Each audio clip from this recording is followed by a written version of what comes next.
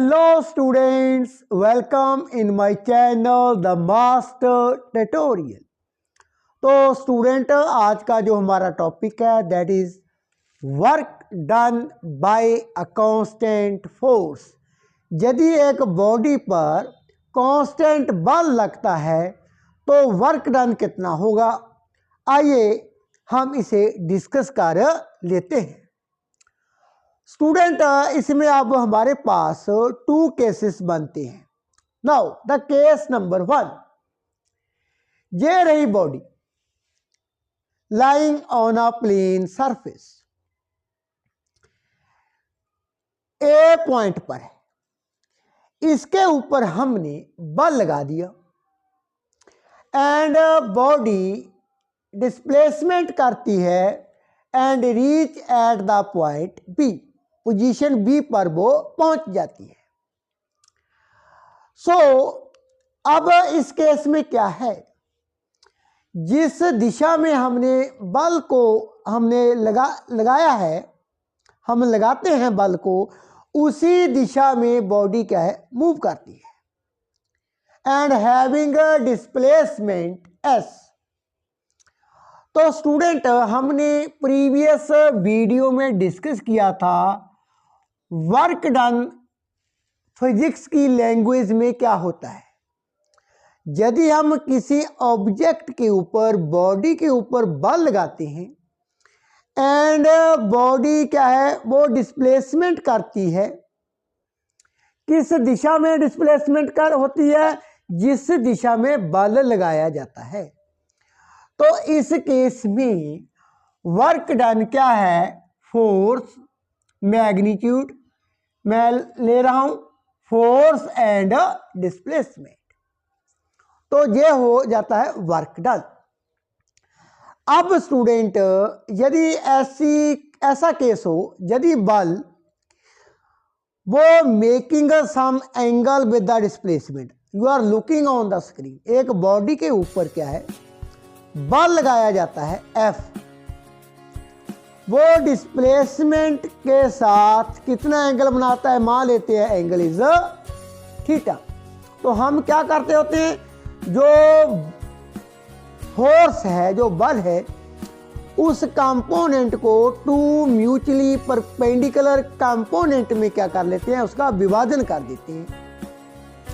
अब विभाजन कर दिया, उसे बांट दिया, एफ एक्स वेक्टर, ये बल का component along the direction of displacement, and जो एफ वाई है वो क्या है, परपेंडिकुलर टू द डिस्प्लेसमेंट। अब student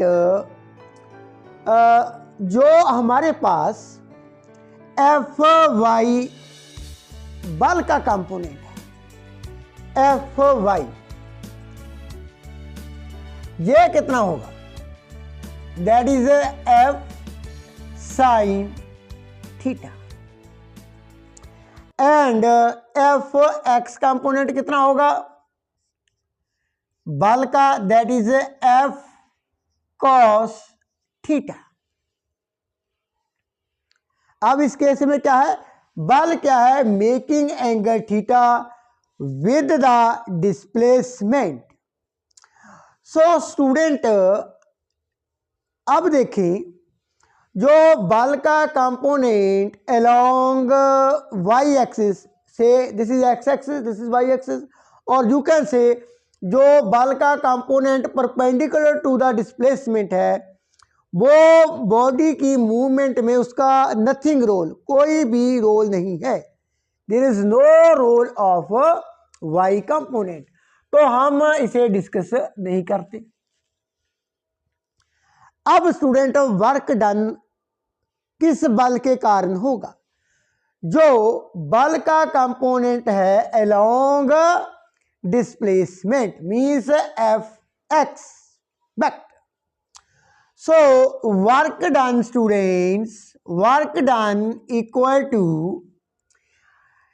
F X and displacement vector. अब इसकी magnitude F cos theta and इसकी मैग्नीट्यूड दैट इज एस, इसे अब मैं रीअरेंज करके लिख लेता हूँ, that is F S cos theta.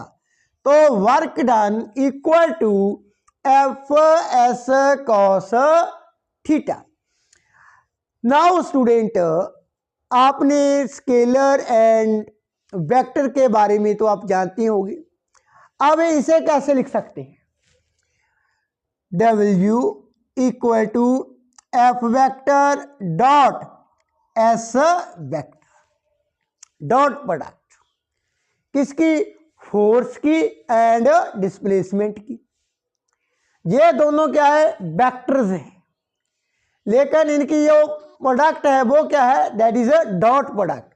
F की मैग्नीट्यूड एफ, एस की मैग्नीट्यूड एस, एफ वेक्टर की मैग्नीट्यूड एफ, एस वेक्टर की मैग्नीट्यूड एस, एंड डॉट की जगह पर क्या होता है हमारे पास? Cos theta. सो स्टूडेंट, अब जो वर्क डन है by a constant force making some angle with the displacement, तो क्या आता है हमारे पास? डॉट प्रोडक्ट किनका? टू वेक्टर का। टू वेक्टर का क्या है? डॉट प्रोडक्ट है। एक तो फोर्स है बल, दूसरा क्या है? डिस्प्लेसमेंट। लेकिन अब क्योंकि ये क्या है? डॉट प्रोडक्ट है ऑफ टू वेक्टर्स, तो वर्क डन क्या होता है?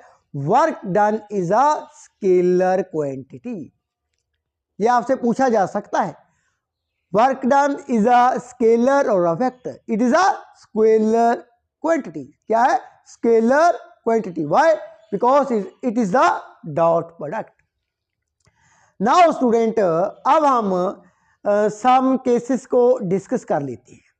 जैसे यदि ये जो बल है एंड डिस्प्लेसमेंट, इसमें यदि एंगल थीटा है जो वो 0 डिग्री हो, कितना हो?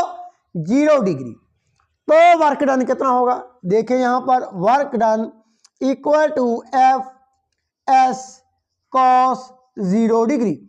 Now cos 0 that is 1, so work done equal to F S.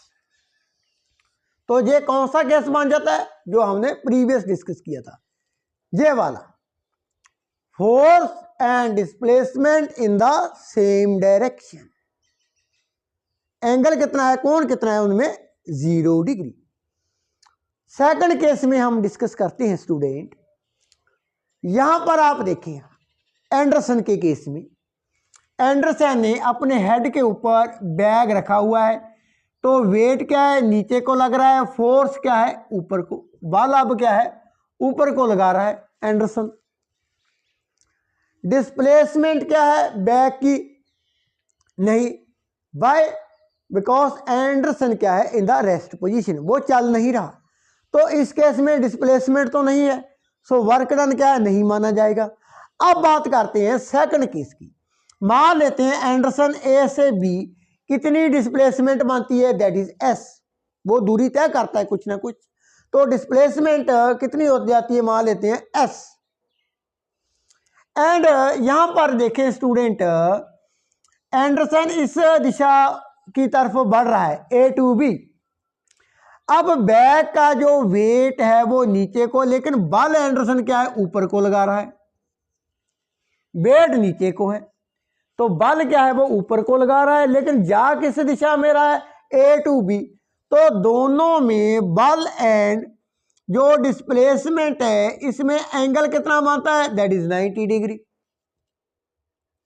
तो स्टूडेंट, अब वर्क डन कितना होगा बाय एंडरसन, जिसके हेड के ऊपर बैग रखा हुआ है, and moving from A to B? F S cos 90 degree. अब कॉस 90 दैट इज 0, तो वर्क डन इस केस में क्या बन जाता है स्टूडेंट? 0 माना जाएगा, 0 हो जाता है। व्हाई? बिकॉज जो बल एंड डिस्प्लेसमेंट के बीच में कोण बनता है वो क्या है? 90 डिग्री का है। सो दैट्स वाई इसे हम कह सकते हैं एंडरसन क्या है? In the language of physics में ये वर्क डन नहीं हुआ।